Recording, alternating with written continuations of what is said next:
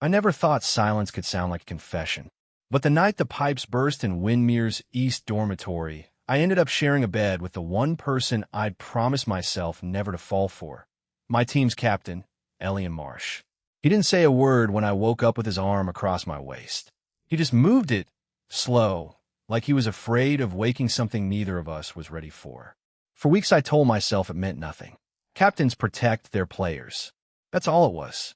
Until the night a stranger touched my shoulder at a bonfire, and Elian's jaw tightened so hard I heard his teeth grind from across the fire pit. He said nothing. He didn't have to. His eyes had already told me everything his mouth refused to admit. I didn't know yet that his silence was hiding a grief older than our friendship, a secret that would break us apart before it could ever bring us together. But what happened next changed my life forever. Windmere wasn't the kind of town that made headlines. It sat on a gray stretch of Atlantic coastline where the fog rolled in before the sun fully rose, and the university's soccer pitch smelled permanently of salt and cut grass. Kian Osei had chosen Windmere University for one reason that had nothing to do with soccer. Its architecture restoration program, the only one on the East Coast that lets students apprentice on actual historic buildings instead of drawing them in a studio. Soccer was what paid for it. A partial scholarship, earned through 6 years of discipline and a left foot that could bend a ball around 3 defenders. He hadn't expected to be good enough for varsity. He definitely hadn't expected to be assigned, for the entire preseason, as workout partner to Elliot Marsh, the team's captain, an economics major with the reputation of a man who ran suicides for fun and smiled at nothing. "You're new," Elliot said, the first time they stood across from each other on the cold morning turf, fog clinging to the grass. It wasn't a question. It was an assessment. "Transfer," Kian said. "Second year." Elliot looked at him the way a contractor looks at a wall before deciding whether it needs replacing or just patching. "Sprint to the 18 and back. I'll time you." Kian ran. He didn't know yet that Elliot's stopwatch hand was shaking slightly, that the captain's carefully blank face was a habit built over 3 years of making sure nobody, teammates, professors, his own father, ever saw what was actually going on behind it. They didn't talk much that first week. Elliot gave instructions. Kian followed them. But Kian noticed things, the way Elliot always arrived 20 minutes before anyone else and left 20 minutes after, like the pitch was the only place he could breathe. The way he touched the captain's armband on his sleeve before every match, adjusting it like it might fall off, though it never did. By the 3rd week, the flooding happened. A burst pipe in the East Dormitory sent water through 4 floors overnight, and the university, scrambling for solutions, doubled up rooms across campus. Kian got the email at 11 p.m. His new roommate, until repairs finished. Marsh. He read the name twice before setting his phone face down on the desk, feeling something in his chest tighten that he refused to name. The room Elliot already occupied was spare in a way that told Kian more than any conversation could have. No posters, no photographs.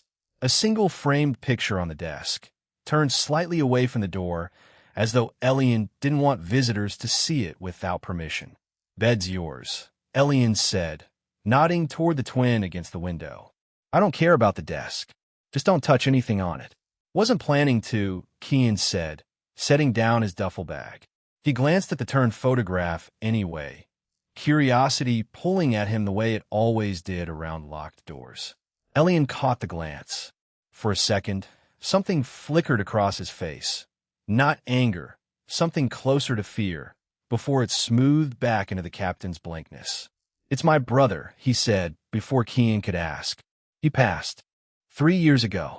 "I'm sorry," Kian said, admitted enough that Elliot looked briefly startled, like he hadn't expected the words to land as anything other than routine condolence. "Don't be. It's fine." Elliot turned back to his laptop, the conversation closing like a door. That night, Kian lay awake listening to Elliot's breathing even out into sleep and found himself cataloging details he had no right to be memorizing. The particular quiet Elliot carried, heavier than exhaustion.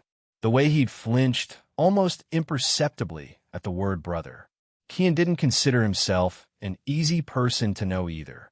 He'd spent 4 years learning how to build a wall of his own, ever since the day he told his father he was gay and watched the man's face rearrange itself into something Kian still saw sometimes in his own mirror, in a way he braced before saying anything true about himself. His father hadn't screamed. He'd simply stopped calling. That silence had taught Kian more about rejection than any argument could have. Two guarded people put in one small room by a broken pipe. Neither of them said it out loud, but by the second week, something had started changing, small things. Elian leaving the desk lamp on low so Kian could read without disturbing the dark. Kian learning, without being told, that Elian liked his coffee before speaking and hated being asked about his family before 9 in the morning. It wasn't romance. Not yet. It was something quieter. 2 walls, learning where the other one had windows. The team's preseason tournament brought them to a coastal town 2 hours south, and the coach, a practical woman named Priya Adebayo, who'd played professionally before a torn ACL ended her career, paired roommates by dorm assignment to save on hotel costs. Kian and Elian again. The tournament hotel had 1 queen bed instead of 2 twins, a fact the front desk apologized for with visible embarrassment. It was midnight, both of them too tired to argue with the receptionist about a room change. "I'll take the floor," Elian said immediately, already pulling a spare blanket from the closet. "Don't be ridiculous," Kian said. "You have a match at 9. You need your back."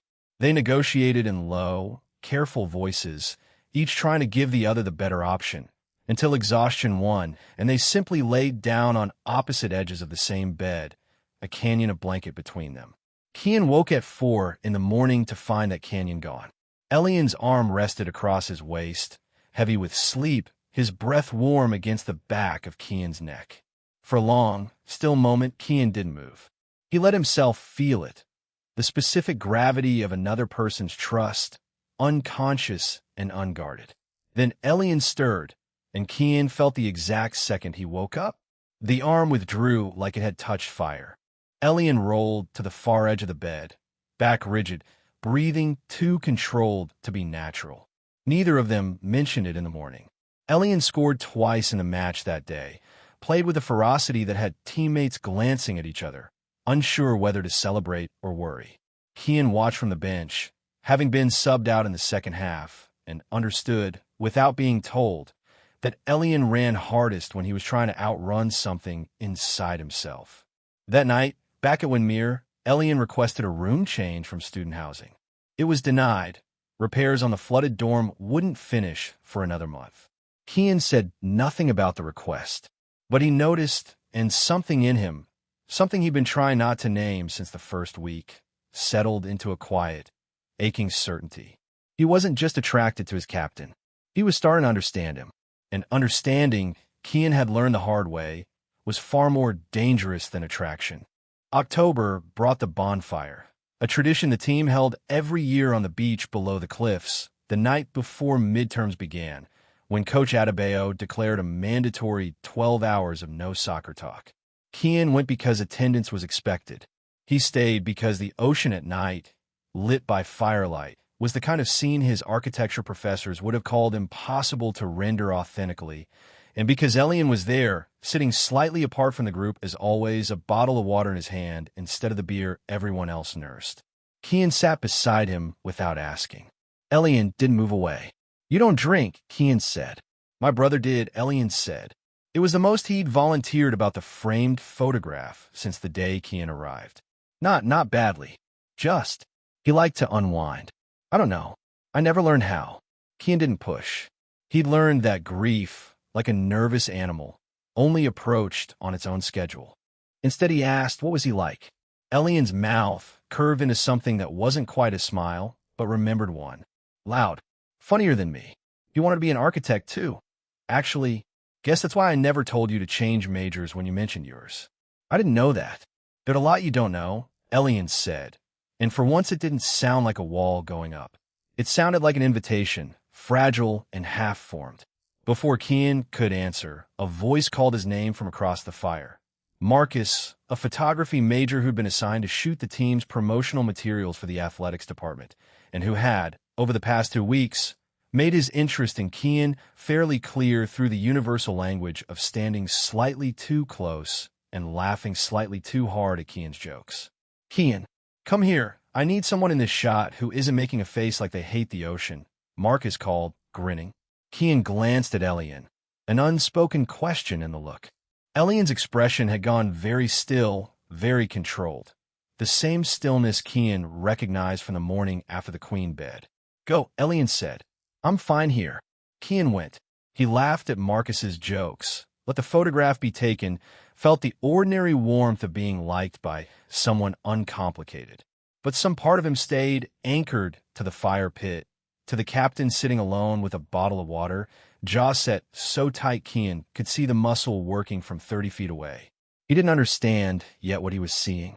He would soon enough. The jealousy, once Kian noticed it, became impossible to unsee.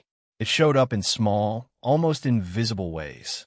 Elian scheduling extra fitness sessions on the mornings Marcus was slated to shoot practice, so the two of them wouldn't overlap. Elian's silence, stretching a half-second longer than normal whenever Marcus's name came up in conversation. The way at the following week's practice, Elian ran drills so relentlessly that Coach Adebayo pulled him aside and asked, in front of the whole team, whether he was trying to make everyone quit. "Just want a sharp," Elian said, toweling sweat from his neck, not looking at anyone. Kian, jogging past on a cool-down lap, caught his eye for half a second. Elian looked away first. That night, back in their room, Kian finally asked the question he'd been circling for weeks. "Are you upset about Marcus?" Elian, who'd been reading at his desk, went very still. "Why would I be upset about Marcus?" "I don't know. That's why I'm asking. He's a photographer. I don't have an opinion about a photographer." Elian, "Drop it, Kian." The room went quiet in a way that felt different from their usual silences. Not companionable, but combustible, like the air right before a storm breaks. Kian almost did drop it. He was good at dropping things. He'd had 4 years of practice swallowing questions that might crack something open he wasn't ready to face. But something about the tightness in Elian's shoulders, the way his captain, his stoic, controlled, always composed captain, was gripping a paperback hard enough to bend the spine, made Kian push instead. "You get quiet whenever someone shows interest in me," Kian said, voice careful. "You schedule around him. You played like you wanted to hurt someone the day after the bonfire. I'm not trying to corner you. I just want to understand what's happening, because I think I might feel something too, and I don't want to be imagining it." Elian set the book down. For a long moment, he said nothing, staring at the closed cover like it held an answer he was too afraid to read aloud. "My brother," he finally said, "was gay. Nobody knew until after he died. I found letters to someone he never named. Our father found out at the funeral when the guy showed up, and nobody could explain who he was. I watched my father's face change. I watched him decide, right there at the burial, that he was going to erase that part of my brother from every story he ever told about him again." Kian's chest tightened. "Elian, I've spent 3 years terrified of becoming a story my father erases," Elian said, voice cracking on the last word. "So yeah, I get quiet around Marcus, because I don't know how to want something without imagining exactly how it ends." The confession changed the shape of the room they shared, though neither of them acted on it immediately. Elian, having said more in 5 minutes than he had in 5 months, retreated the next morning into a politeness, so careful it felt like an apology for having spoken at all. Kian let him have his space. He recognized the maneuver. He'd used it himself, the year he came out to his father, and then spent the following month acting like the conversation had never happened, hoping silence might undo it. But something had shifted regardless. Elian started leaving his door unlocked during study hours, an old habit he'd apparently broken since his brother's death, when he'd learned to keep every door, literal and otherwise, firmly shut. He mentioned his brother's name for the first time, Dorian.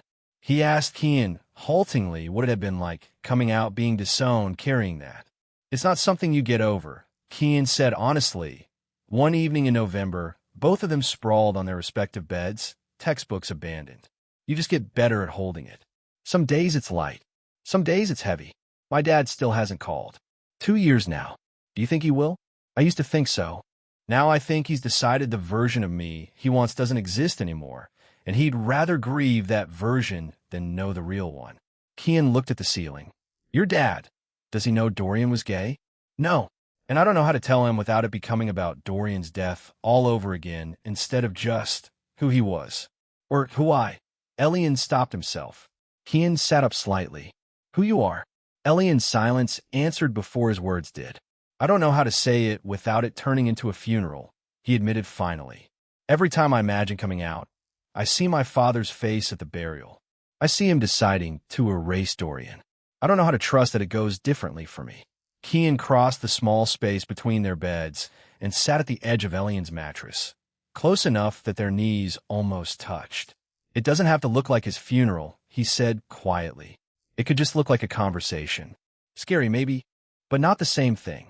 Elian looked at him, really looked, the careful captain's mask slipping entirely for the first time since Kian had met him, and said, so quietly it was almost lost to the hum of the radiator. I don't know how you make it look so easy to just be yourself. It's not easy, Kian said. I just decided the cost of hiding was worse than the cost of being seen. Even when being seen meant losing my dad. Winter break arrived, and with it, a decision Elian had been avoiding for weeks. Whether to go home to his father's house in Ohio, where Dorian's absence still occupied every room like furniture nobody had the heart to remove, or stay at Windmere, where Kian, for reasons neither of them had said aloud, had also chosen not to go home. They stayed. The dormitory, nearly empty over break, took on a strange, hushed quality, footsteps echoing down halls meant for hundreds. Kian spent his days at the historic lighthouse restoration site he'd been apprenticing at since October, cataloging water damage on century-old timber. Sketching repair plans by hand the way his mentor insisted was the only way to really understand a structure. Elian came with him most days, ostensibly to keep him company, though Kian noticed he'd started asking real questions about the joinery, the load calculations, the history of the place. You'd have made a good architect, Kian told him one afternoon, watching Elian carefully sand a replacement beam exactly the way he'd been shown. Dorian would have, Elian corrected, but softer than he once would have said it. I just do economics because it's safe. Predictable. Numbers don't leave letters nobody can explain. Numbers don't hold your hand either. Elian looked up at that, something unguarded crossing his face. Outside, snow had begun falling over the lighthouse, softening the harsh coastal wind into something almost gentle. Can I ask you something? Elian said. Always. That night at the bonfire. With Marcus. Did you? He stopped, restarted. Did anything happen? Between you two? No, Kian said. I let him take a stupid photo of me for the athletics website. That's the whole story. Relief moved visibly through Elian's shoulders, and this time he didn't try to hide it. Good, he said, then seemed to catch himself. I mean, that's your business. I don't have any right to. Elian. Yeah, you have every right. If you want it. The lighthouse was silent except for wind and the distant hush of waves against rock. Elian set down the sandpaper. He crossed the small space between them the way Kian had crossed it weeks earlier, and for the first time since the burst pipe had thrown them together, he didn't retreat. I want it, Elian said.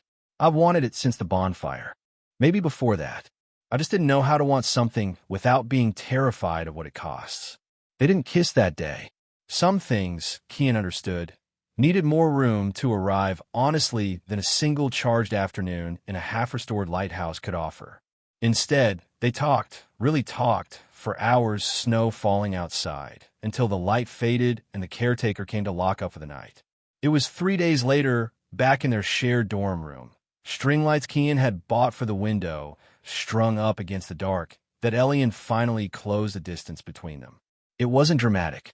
It was quiet, his hand finding Kian's jaw, hesitant, asking permission with a gesture before his mouth found Kian's, soft and unhurried, like a question finally being answered instead of avoided. Okay, Elian asked, pulling back just enough to search Kian's face. More than okay, Kian said, and kissed him again to prove it. What followed wasn't the explosive, cinematic romance either of them might have imagined years earlier, back before grief and rejection had taught them both to expect less. It was smaller than that, and truer for it. Elian learning to text first instead of waiting to be reached out to. Kian learning to let himself be chosen without bracing for the choice to be revoked. Both of them discovering that love, built slowly out of shared silences and small honesties, held weight differently than the fast, easy kind either had watched other people fall into. Coach Adebayo noticed the change in Elian first, a captain who smiled more, who no longer ran drills like he was trying to escape his own body. She said nothing, professional as always, but the following week she paired them as strike partners in a match against their conference rivals, and the two of them read each other on the field with an instinct that had nothing to do with tactics and everything to do with trust. Elian scored the winning goal off a pass Kian delivered without looking certain, the way you're only certain about people you truly know, that Elian would be exactly where he needed to be. They didn't announce anything to the team. They didn't need to. Word moved the way it always does in close communities, not through declaration, but through the accumulation of small, undeniable evidence. The way Elian's hand found the small of Kian's back walking off the pitch. The way Kian kept Elian's spare cleats in his own bag without being asked. Nobody made it a scandal. Winmere's team, it turned out, was more interested in winning than in policing who its captain loved. But Ohio was a different matter. And Elian knew, with the particular dread of someone who has already watched one version of this story end badly, that eventually you would have to go home. The call came in February. Elian's father, a solid, unshowy man named Robert Marsh, who ran a mid-sized construction firm outside Cleveland, asked if Elian would come home for a long weekend. A rare invitation, since Robert had grown increasingly withdrawn since Dorian's death, retreating into work the way Elian had retreated into soccer. "Come with me," Elian said to Kian, the request landing between them with more weight than its 5 words suggested. "As your teammate, or as whoever you want to be introduced as. I'll follow your lead. I just don't think I can walk into that house again without you there." Kian went. The house, when they arrived, was exactly as Elian had described it. Tidy, quiet, every surface clean in the specific way of a home where nobody quite lived anymore, only maintained appearances. Dorian's bedroom door, Kian noticed, remained closed at the end of the hall, the way a wound stays covered because uncovering it seems more dangerous than the pain of leaving it be. Robert Marsh was cordial, if distant, over dinner the first night, asking Kian polite questions about his studies, his hometown, his position on the team. It was the second night, over coffee, that Elian finally said what he'd driven 3 states to say. "Dad, I need to tell you something. About Dorian. And about me." Robert's hands went still around his mug. "Elian, I found his letters. After he died, I know he was seeing someone. I know you found out at the funeral, and I know what it did to you, seeing it that way, without warning, in front of everyone." Elian's voice shook, but he didn't stop. "I've spent 3 years terrified that if I ever told you the truth about myself, you'd do to me what I watched you do to his memory. Erase it. Pretend it away." The silence that followed was long enough that Kian reached, without thinking, for Elian's hand under the table. "I didn't erase your brother," Robert said finally, voice rough. "I just didn't know how to grieve him and that part of him at the same time. I was ashamed of myself, not of him. I've regretted it every day since." He looked up, and Kian saw, for the first time, exactly where Elian's eyes had come from. "Are you telling me you're like your brother was?" "Yes," Elian said. "And this is Kian. Not my teammate. Not just my roommate. Someone I love." Robert's gaze moved to their joined hands on the table, then back to his son's face, searching it the way a man searches for a resemblance he's afraid to find and afraid to miss. "I don't want to lose another version of my son to my own fear," Robert said finally, quietly. "Tell me about him.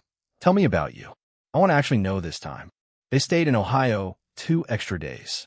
Robert, stiff and unpracticed at this kind of conversation, asked clumsy questions and made a few mistakes Elian gently corrected, but the effort was unmistakable, and by the second morning, he'd unlocked Dorian's door for the first time in 3 years, standing in the doorway with Elian and Kian beside him, looking at a room frozen in the shape of a life cut short. "He would have liked you," Robert said to Kian, surprising them both. "He always said our family needed someone who wasn't afraid of us." They drove back to Winmere with something lighter sitting between them. Though Elian cried for 20 minutes somewhere around the Pennsylvania border, grief and relief tangled too closely to separate. Kian's hand steady on his knee the entire time, saying nothing because some moments don't need words, only presence. Spring brought conference finals, and with them, a version of Ellie and the team had never seen. Looser, laughing during warm-ups. The captain's armband worn like something he'd finally grown into rather than hidden behind. Kian watched him from midfield during the championship match, reading his captain's body the way he'd learned to read old timber and stone, understanding what it had survived and trusting what it could still hold. They won the match on a goal Elian scored off a cross that Kian delivered without looking. The same trust from months earlier now deepened into something neither of them needed to explain to anyone watching. The team swarmed the pitch. Marcus, camera in hand, caught the photograph that would later run in the university paper. Elian Marsh, captain, lifted onto his teammate's shoulders, eyes locked not on the trophy, but on Kian Osei, standing below him, laughing, unguarded, entirely seen. That summer, they didn't share a dorm room forced by a burst pipe. They chose an apartment together, 3 blocks from the lighthouse where Kian still apprenticed, close enough that Elian, who had by then added a minor in historic preservation to his economics degree, a decision Robert had supported without hesitation, could walk over after his morning runs and watch Kian work, the way he once watched him sand a beam and realized for the first time in 3 years that he wanted something enough to stop being afraid of losing it. The framed photograph of Dorian sat on their shared bookshelf now, no longer turned away from the door. Beside it, a new photograph, Robert, awkward and smiling, standing between his son and the man his son loved, taken the day Robert had driven out to Windmere unannounced, just to see, in Elian's own words, where you two actually live, instead of just hearing about it over the phone. Kian sometimes thought back to the night of the burst pipe, the arm that had crossed his waist in sleep and withdrawn like it had touched fire. He understood now what he hadn't understood then, that the withdrawal hadn't been rejection. It had been a boy terrified of wanting something he'd been taught wanting could cost him everything, learning, slowly, one conversation and one small trust at a time, that some things were worth the risk of losing. On the 1-year anniversary of the night they first shared that queen bed at the tournament hotel, Elian took Kian back to the same coastal town, the same stretch of beach where the bonfire had once burned and jealousy had first shown its face without either of them naming it honestly. I used to think love was something that got erased the moment someone saw the real version of you, Elian said, the tide coming in slow around their bare feet. The same ocean that had once carried his brother's unspoken truth, now carrying something entirely different, a truth spoken freely, without fear. And now? Kian asked. Now I think it's the opposite. I think it's the thing that happens when someone finally sees all of you and decides to stay anyway. Elian took Kian's hand, the armband on his sleeve, worn now not as armor, but as something he'd finally grown to fit, catching the last of the sunset light. I was jealous of Marcus because some part of me already knew what I wanted, long before I let myself admit it. My jealousy was never about you. It was about how terrified I was of wanting anything that much again. Kian smiled, the ocean wind carrying the smell of salt and cut grass, and something that felt, finally, like home. Good thing your jealousy gave you away, then he said, because I was waiting for you to catch up the entire time. The waves rolled in, steady and unhurried, the way real love does when it's finally allowed to arrive honestly. Not with fireworks, but with the quiet, unmistakable certainty of 2 people who had learned, the hard way, exactly what it costs to hide and exactly what it's worth to stop.